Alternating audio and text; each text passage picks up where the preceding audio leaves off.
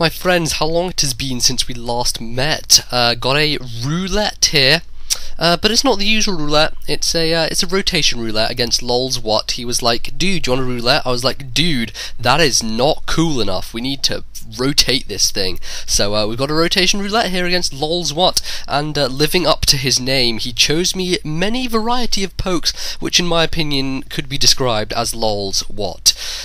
So let's. I haven't sped this up too much because it's a fucking complicated metagame, so let's try and explain ourselves a bit here. So I get a freaking ice cream lead off as he gets his stupid Volcarona. I'm like, shit, I have a freaking guy with a mohawk and two things that are weak to fire, so that pretty much puts me in a shit situation to start with. So I'm just going to rotate round to my dwagon, which is actually a female dwagon, and I'm kind of hoping he doesn't go for a quiver dance to start off with, because that would kind of ruin me, because if you set up any kind of type of setup move in rotation, then you can keep it.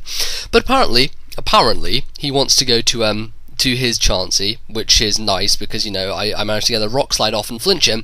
Of course, if he had gone for the quiver dance with his Volcarona, then a rock slide would have been a one-hit KO on him very nicely, mainly due to the fact that he's 4 times weak to it, of course. You know, Volcarona doesn't really like Stealth Rock too much, but obviously this is a very bad but a very bad situation for him to stay in, because obviously I have the fighting type move, and he's going to go out to his Volcarona. He's going to pull off a fire dance on me, which is okay, because I'm pretty bulky, and it's a bulk up set that I'm running, so I can take that relatively well, and I'm going to go for a bulk up here, so you know, that's good stuff. And my intention here is to keep this bulk up for the rest of the game, or something like that. You know, if I have a bulk up, then I can rotate it out and use it whenever I need to. But my thought is here that if he's going to try and set up on me, I kind of just want to get rid of him now with a rock slide. And looking at how much Fiery Dance did, I'm pretty sure I can live a second. You know, I'm 100% sure I can live a second. So I am going to stay in here as he goes for a second one. I know he did get the special attack boost first time, but I'm pretty sure that I can still live it with a tiny amount, and I do live with a tiny amount.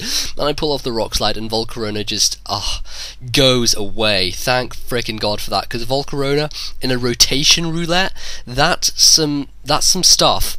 That is some stuff, not gonna lie. So it's great to have that thing out the way, just, you know, put my mind to rest, you know. That's another load off your mind, as they said in the Ariel adverts, or whatever the hell they called them, some kind of washing powder. Do you remember washing powder adverts? I remember washing powder adverts. They were all stupid, and had stupid women like, "Oh, look at this washing powder, it cleans the stains right off." But in comes Spoons, who obviously has everything to do with liquid powder washing. Wow, what the hell am I saying?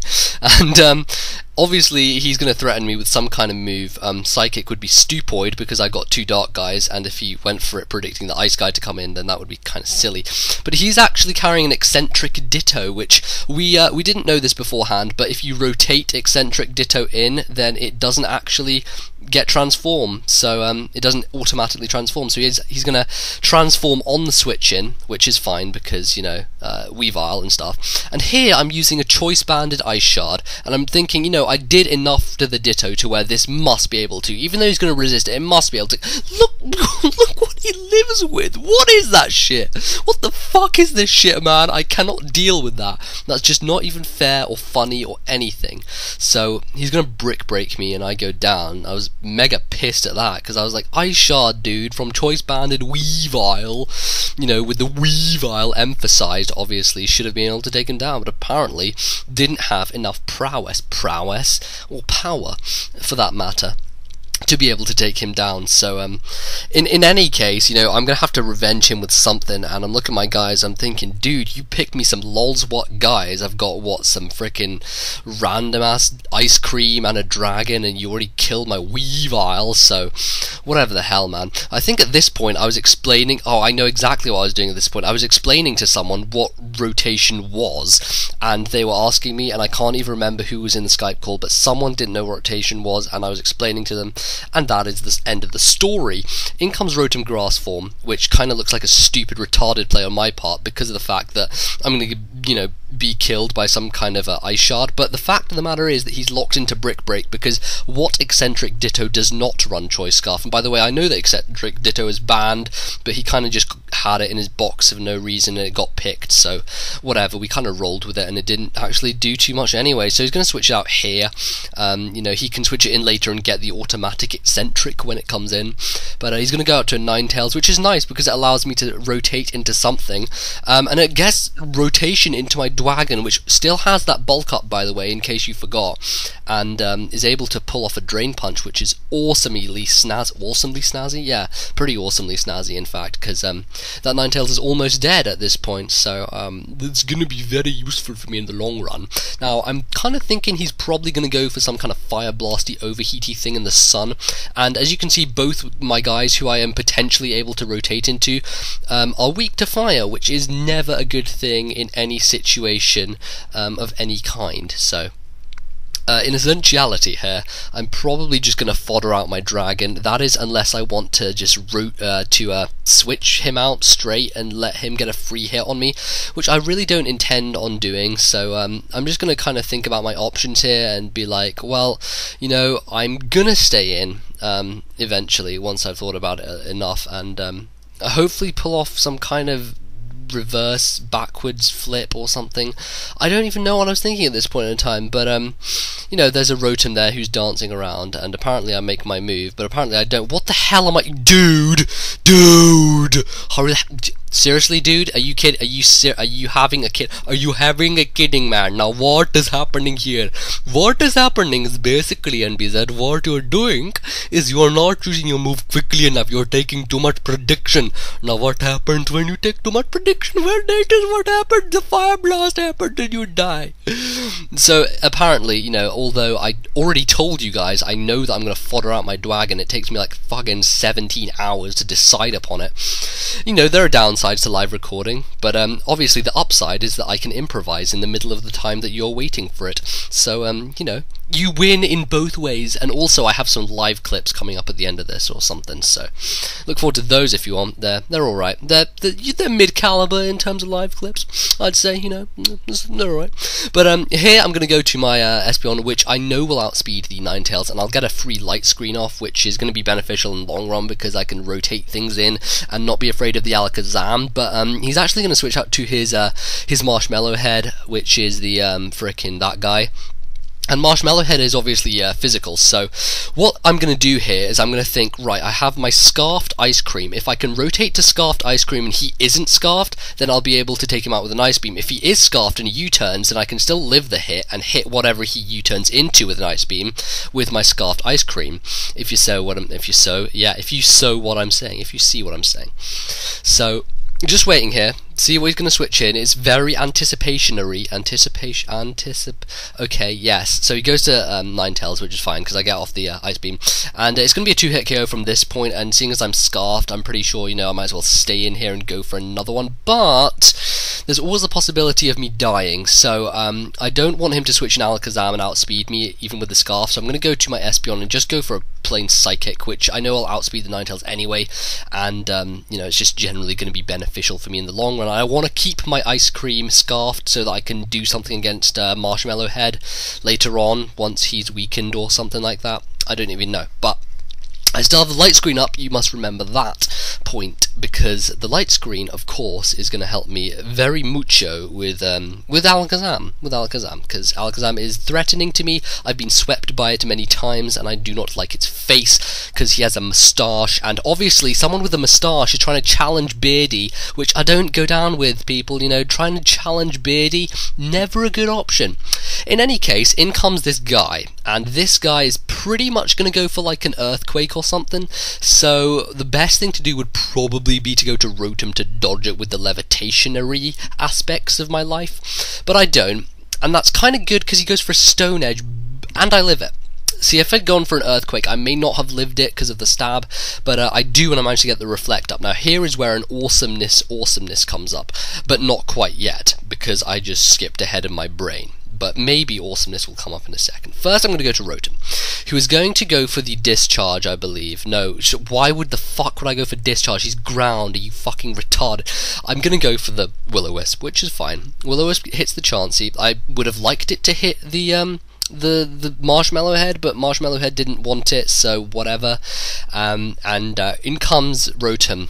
who is just doing work, you know. He's burned a Chauncey, you know. Chauncey can't do anything unless it switches out, you know. This is rotation. You must remember that he can't get rid of his status that easily, unless he has aromatherapy, of course, which I think he does. Can't quite remember that minus point, that little detail there in my mind, in my beautiful mind of thought. But apparently, I'm kind of scared at this point, because he could go to Alakazam and threaten me with a Psychic, which I don't really want. So I'm going to go to Espeon to hopefully live one of those, and hit him back with one. I don't actually have another move apart from Psychic. I don't think I'm a dual screen with Psychic and Grass Knot, I want to say, but I can't quite remember. And here's where he pulls off the aromatherapy, and I'm like, well, fuck my life, that's retardation number one happening, because I can't, you know, burn Chauncey to death. And also, I'm really fucking scared because I have no physical attackers left. All I have is special attackers, and he has this one Chauncey, which I just can't do shit to it. So it's basically gonna have to come down to like a last turn me Will-O-Wisp and stall him out until he runs out of aromatherapies, if it comes down to that. But hopefully it won't. Hopefully it won't, and hopefully some cool stuff will happen instead, which is exactly why I want to stay in here and hope that Espeon does work. Obviously he's thinking very hard because he doesn't know what he's going to do, but he's going to U-turn, I believe, but he's not. No, he's going to go for the Stone Edge. This is the most...